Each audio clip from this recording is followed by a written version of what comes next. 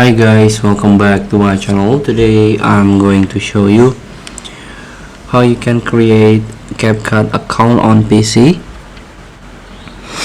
So all you have to do, you can download and install Capcut PC version on your laptop or on your PC. After you download and install, you can open it, of course. Then all you have to do, just sign in. You can click.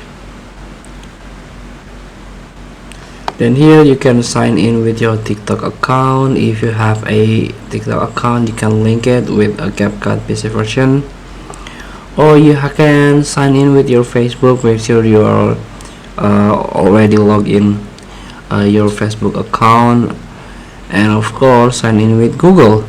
Make sure you're already connected with Gmail or Google account on your browser. So just one click, you are good to go. Feel free to try. Thank you for watching. Don't forget to comment, like, and subscribe. Press the text button below. See you in the next video.